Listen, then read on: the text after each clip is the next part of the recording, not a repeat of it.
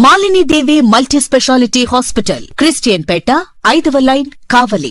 Doctor Guttipati Malini దేవి MBBS, MS, OBGY, కాన్పులు మరియు గర్భకోశ వ్యాధి నిపుణులు.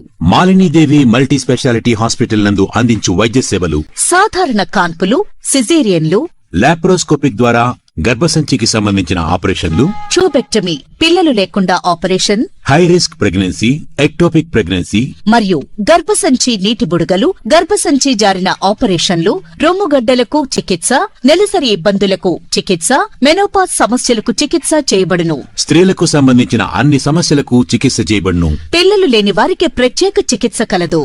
ముఖ్య గమనిక: మా హాస్పిటల్ నందు కాన్పోయిన తరువాత తల్లి బిడ్డను ఉచితంగా మా వాహనంలో క్షేమంగా ఇంటికి చేర్చబడును.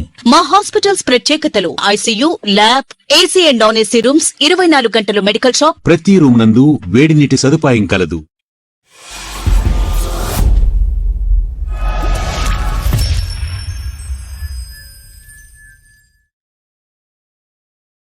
Welcome to CMD news. నా పేరు కామాక్షి. ముందుగా నేటి వార్తా విశేషం. తెలంగాణ సాయుధ పోరాట అమరవీరుల చరిత్రను పాఠ్య పుస్తకాల్లో చేర్చి భవిష్యత్ తరాలకు అందించాలని సిపిఐ సీనియర్ నాయకుడు, మాజీ ఎమ్మెల్యే చాడా వెంకటరెడ్డి కోరారు. సిద్దిపేట జిల్లా హుస్నాబాద్ మండలం మొహమ్మదాపూర్ గుట్టలో తెలంగాణ సాయుధ పోరాటంలో అసూలు బాసిన 12 మంది అమరవీరుల 78వ వర్ధంతి సభకు ముఖ్య అతిథిగా చాడా వెంకటరెడ్డి హాజరయ్యారు. ఈ సందర్భంగా అమరవీరుల ఘాట్ వద్ద నివాళులర్పించారు. భూమి కోసం, భుక్తి కోసం, పేద ప్రజల బానిస సంకెళ్ల విముక్తి కోసం అసువులు వాసిన అనబేరి ప్రభాకర్ రావు, సింగిరెడ్డి భూపతిరెడ్డి ఆశయాలను కొనసాగించాలని చాడా వెంకటరెడ్డి అన్నారు. మహమ్మదాబాద్ అమరుల ఘాటును స్మృతి వనముగా ఏర్పాటు చేయాలని రాష్ట్ర ప్రభుత్వాన్ని డిమాండ్ చేశారు. అమరుల ఘాటుకు బీటీ రోడ్డు మంజూరు చేయాలని స్థానిక మంత్రి పొన్నం ప్రభాకర్ ను ముఖ్యమంత్రిని కోరామన్నారు. హుస్నాబాద్ లో జాతీయ రహదారి విస్తరణ పనుల్లో తొలగించిన అనబేరి ప్రభాకర్ రావు విగ్రహాన్ని తిరిగి ఏర్పాటు చేయాలని డిమాండ్ చేశారు.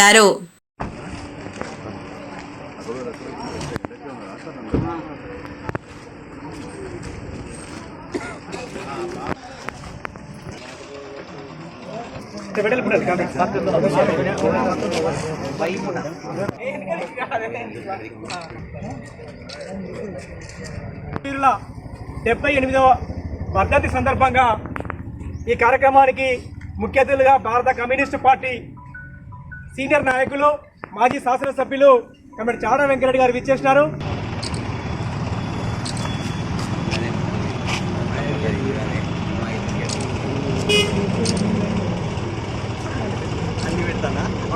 భారత కమ్యూనిస్టు పార్టీ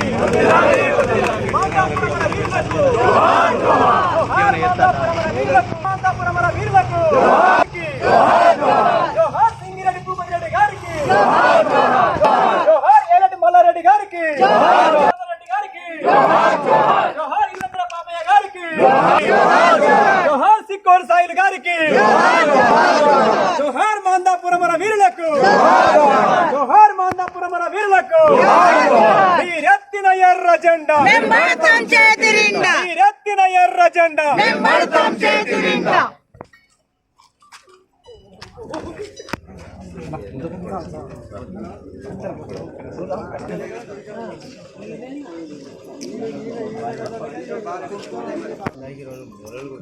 మరి మాందాపురం రావడం, మాందాపురంలో కొరియర్ దుర్మార్గంగా ఉండి చూడడం, తర్వాత అప్పటికే ఈ అనబేరి ప్రభాకర్ రావు అంటే నైజాం గుండెల్లో మరి రగులుతున్నటువంటి ఒక అనుబాంబుగా కనిపిస్తున్నటువంటి నేపథ్యం అది. అందుకే ఆయన కూడా ఆ బుల్లెట్కు బలైపోయినటువంటి పరిస్థితి. అంటే ఎంతటి అనబేరి ప్రభాకర్ రావులో మానవత్వం ముందు త్యాగధనుడు, ఇవన్నీ కూడా ఈనాటి తరానికి తెలియపరచాల్సిన అవసరం ఉంది.